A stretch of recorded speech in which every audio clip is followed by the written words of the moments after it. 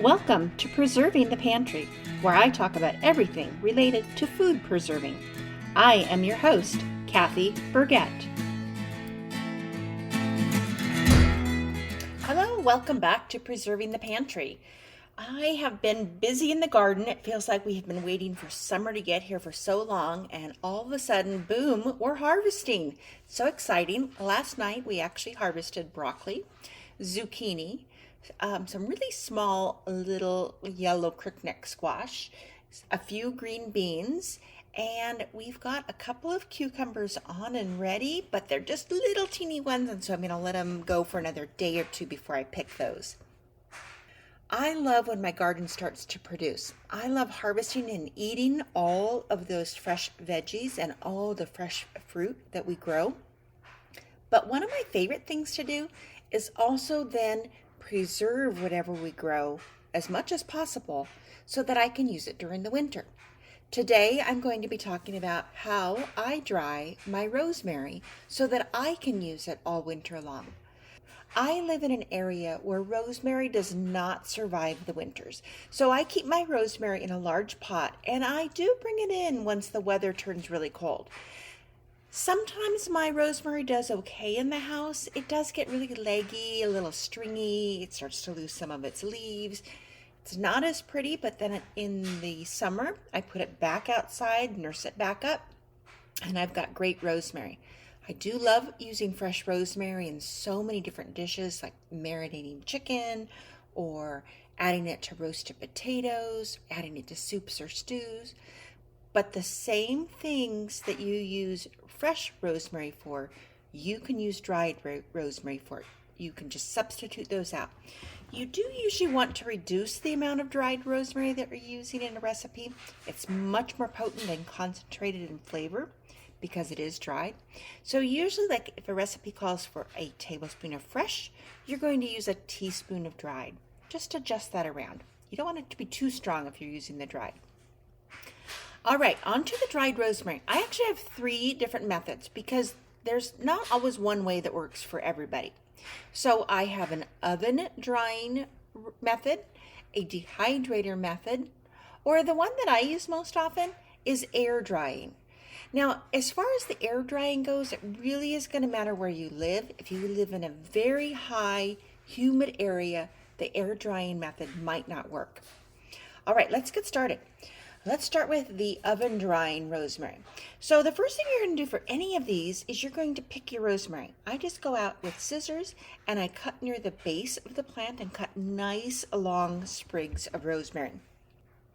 You do want to be careful when you're harvesting rosemary or any herbs that you're not taking too much. You want to leave enough on the plant so that it can rejuvenate itself and continue to thrive. I usually take maybe, just as much as I need, or no more than a quarter of the plant. So I cut off those sprigs, bring them in the house, I give them a good rinse, and then pat them dry. For the oven roasting, I turn my oven to the very lowest setting. My oven goes down to 200 degrees Fahrenheit. I heat that up, and then I turn the oven off.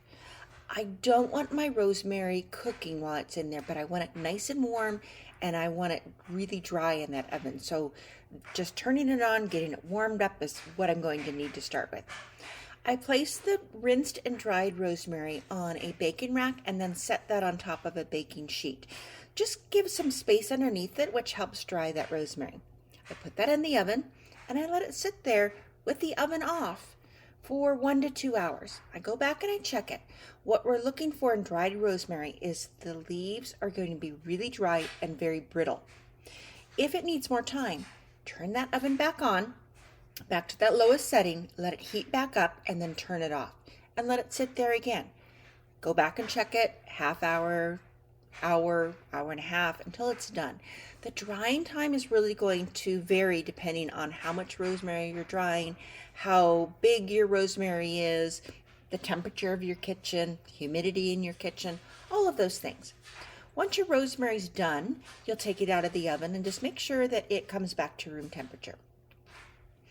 The second method that I have is using your dehydrator. So we'll start out the same way, rinse your rosemary and pat it dry, and then place the rosemary sprigs on the dehydrator tray. With both of these methods, with the drying in the oven and the dehydrator, leave a little space between your rosemary. You don't want it so crowded on there. Otherwise, your rosemary is not going to dry appropriately. Once you have your rosemary on there, and oh, by the way, one thing about this, you can do as much or as little rosemary as you have. So you can do just 2 sprigs, 5 sprigs, 10 sprigs, whatever you have. Just make sure you have enough space for it all to dry. So get your rosemary on your dehydrator trays, turn your dehydrator down to its lowest setting, about 95 degrees Fahrenheit.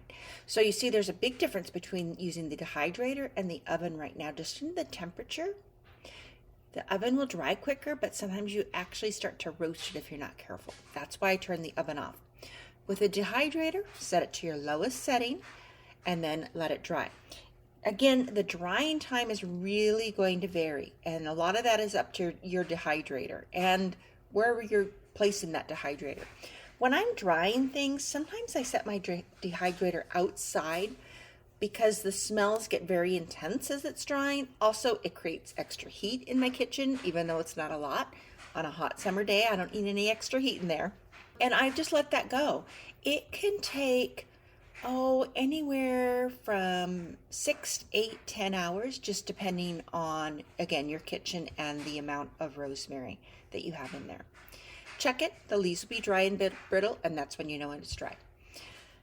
As I mentioned before, my favorite way of drying rosemary is air drying. And one of the reasons is it's super duper easy.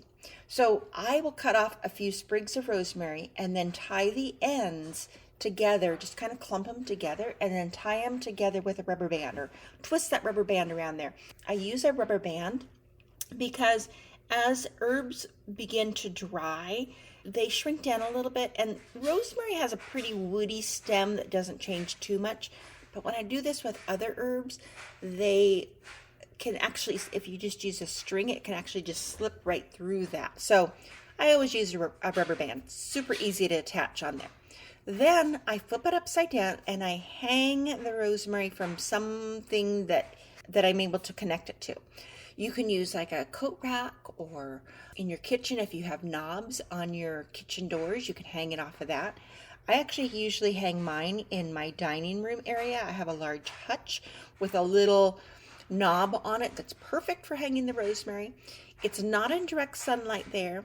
It doesn't get bumped easily, which can happen sometimes, and then as it's drying, or if it's dry, it will crumble and make a mess. So it's not in a super high traffic area, so it's an ideal place for me. The drying time really varies here, so that is going to be affected by your temperature, your humidity, and the amount of rosemary you have. I just leave it there until it's dry, and sometimes I forget about it. And all of a sudden I'll look, I'm like, oh yeah, I've got rosemary hanging there, and I'll go and check it. Sure enough, it's dry, take it off, and then I will put that away to use all year. One thing about the air drying is don't make your bunches too big, because the rosemary in the center might not dry if you have too big of a clump or a bunch, and it could actually turn mildewy or moldy. So you don't want that to happen. If you have a bunch of rosemary you need to dry, put it into a couple of smaller bunches. Once your rosemary is fully dry with any of these methods, you can leave it right on the stems, or you can take it off the stems, which is what I usually do because it's easier to store in my cupboard. So I either put down a large piece of parchment paper or a cookie sheet, because this actually gets just a little bit messy. The rosemary tends to kind of go ping, ping, ping, and bounces all over the place. I start with 1 sprig of rosemary at a time, and I take it from the top end, and I just kind of take my fingers and rub it down the stem, and the little leaves will pop right off. I discard all of those woody stems. I gather up the dried rosemary, and I put that into a little glass crock, or even sometimes just a zip top bag, and I store that in my pantry. So dried herbs, really, they last forever. They're not going to go bad unless there's moisture in them and they're not fully dry. However, they may lose some of their potency, flavor, fragrance, and not be as strong the older they get. I try to use mine up within a year. I love drying rosemary and other herbs. It's such a great way to use what you have right now and save it for later. And I'll see you next week in the pantry. Bye. Thanks for listening. And be sure to tune in again next week for more episodes of Preserving the Pantry.